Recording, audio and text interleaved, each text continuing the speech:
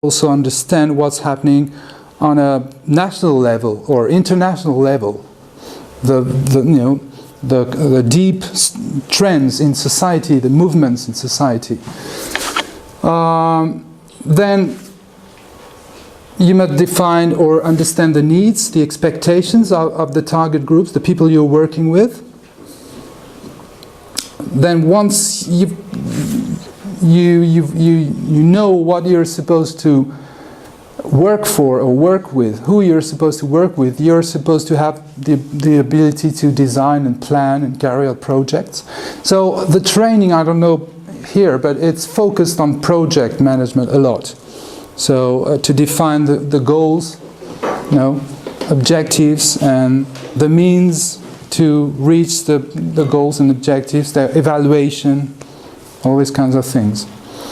And then there is an initiation to research.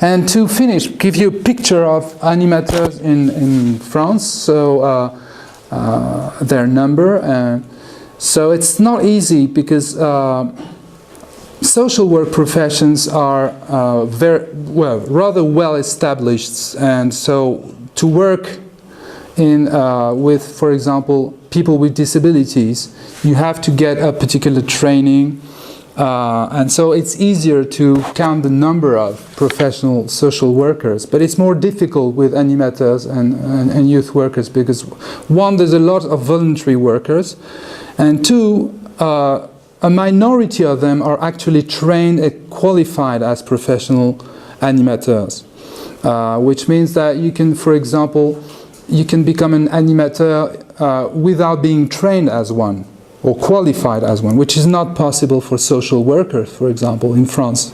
If you want to get a job as a social worker, you must be trained as a social worker. So it makes it difficult to count. But of course, there's a lot more voluntary youth workers than professional youth workers. The professional youth and community workers, some of them are trained and qualified as youth and community workers, but a minority.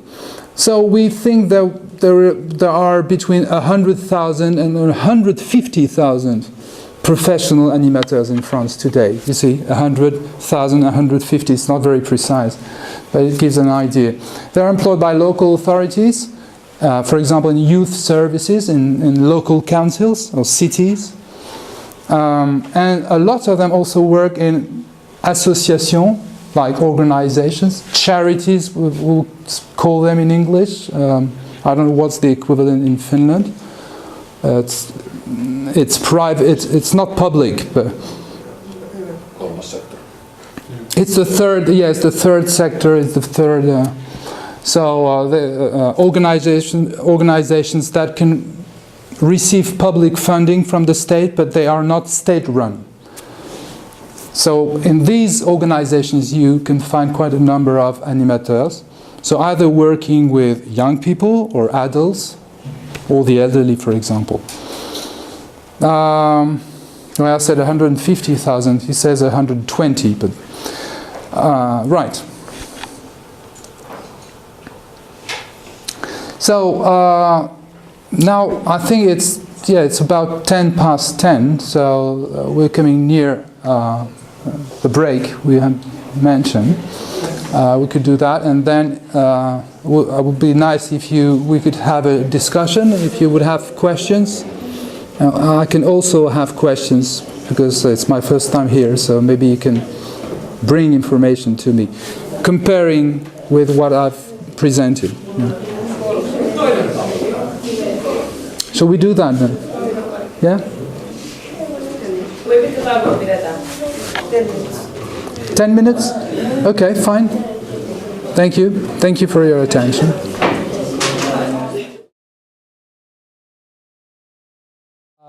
There was money given by local authorities for prevention projects. You know what prevention is? Yeah? Risk. Yeah. But there was little. There were no obvious reasons to have prevention projects in this particular area because the crime levels were very low, for example.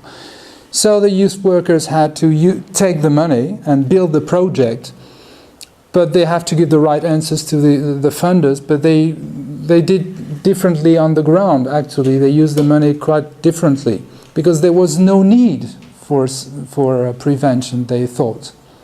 So you have to play with all these things, which means that the results produced sometimes, or the evaluation, doesn't correspond to what actually happened on the ground, which is totally absurd.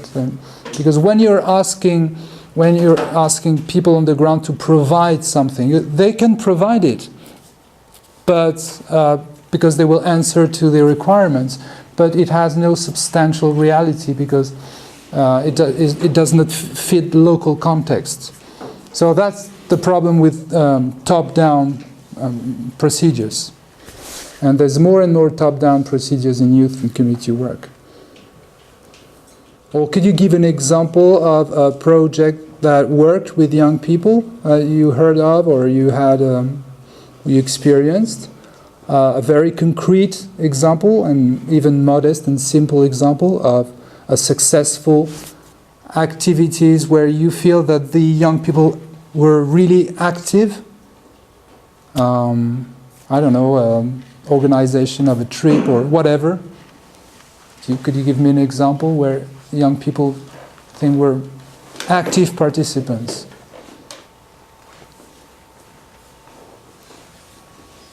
Yeah. I was working in this project called Base Camp, and they were doing this like rapping and producing and dancing workshops to kids, and they've been working now 4 years, I think, and it was really good project.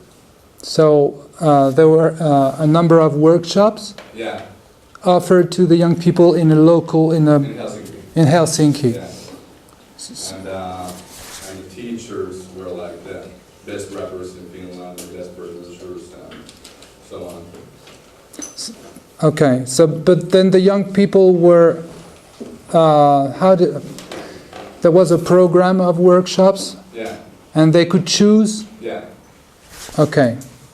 And finally they were having a performance in a festival in Helsinki called Baseline. Right. Okay. There were like 30 kids. Okay. I think for a short stay anyway, it's great because I think it's quite dynamic, quite a lot of things to do in terms of cultural activities. For a small town, it's quite lively. If you come I think it's a pleasant. I expect you'll have a pleasant stay. You can take some, and the students are. No. No. What do you think? The general atmosphere is. Yeah, because everybody knows each other, so it's like a small community. It's nice. Because sometimes some students they feel that university is quite anonymous, you know.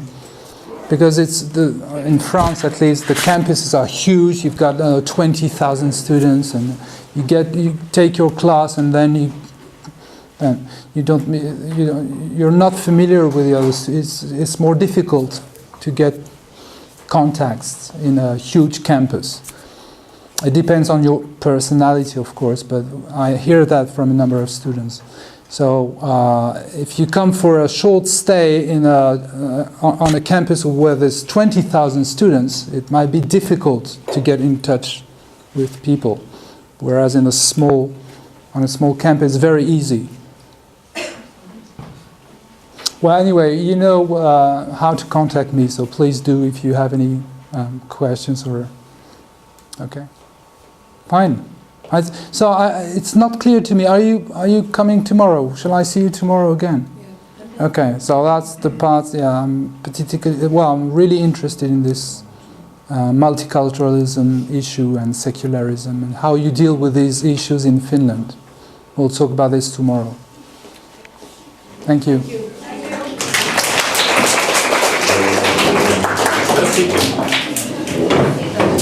you.